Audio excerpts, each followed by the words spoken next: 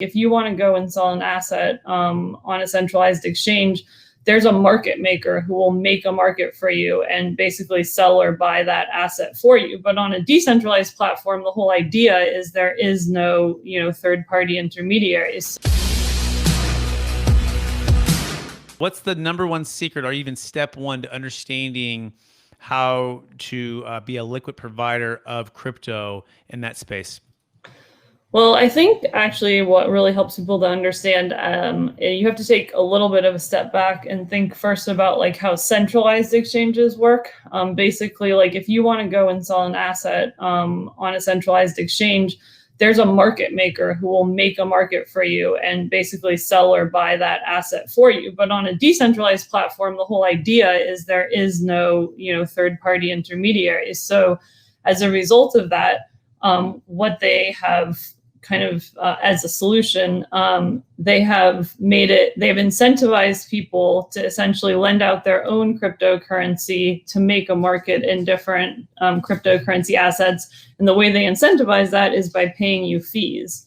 And so that's where like this return comes from. Because a lot of people hear like, oh, you can make a 20% return on like basically what's a US dollar. And they're like, there's got to be some kind of weird scam to it or something like that. But you're really just providing your own cryptocurrency to enable as liquidity to enable people to make exchanges. And so that's kind of like having that's sort of the understanding of where the actual return comes from.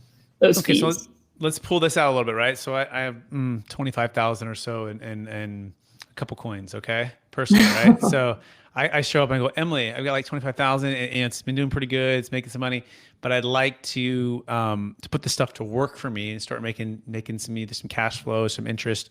So I go and what's step 1, 2, and 3?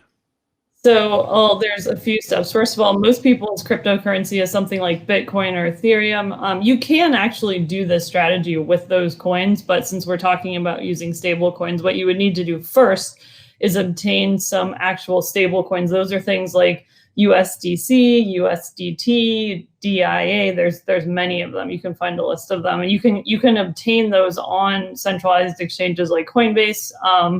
And then after you have your stable coins, what you would do is go to a platform like Aave, Curve, Yearn. Like these are big DeFi platforms and you would put your DAI, USDC, USDT, whatever it is, into their smart contract. And then you would begin to earn fees on it. And you would be able to withdraw it, whenever you want. If you want to withdraw it the next day, you can. I mean, probably Yearn is the best one that I would recommend because they kind of have automated it so that you can kind of get the highest return without you having to go in there constantly and harvesting the fees yourself.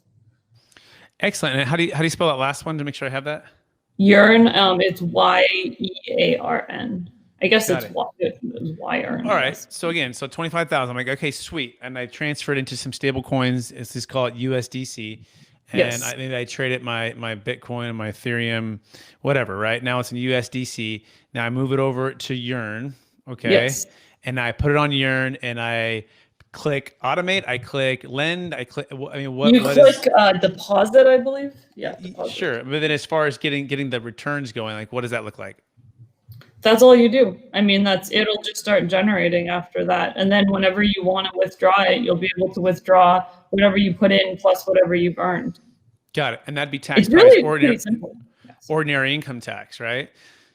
On the interest that it earns probably? I would assume I think it's probably so, but I'm thinking of like an interest-bearing account, right? Where you're talking to a bank and like, hey, I got a bunch of money. Here you go. Pay me my interest. They take the money and they go loan it out to someone and they make a bigger interest. Is that basically what's happening? But we're cutting out a lot of the middmen. Therefore, we're able to get the middle men and the women, right? Because the women are making the money too over there at the banks, right? We can't leave them out. And then we're able to get that higher return. Is that a fair summary so far? Yeah, that's basically all that it is.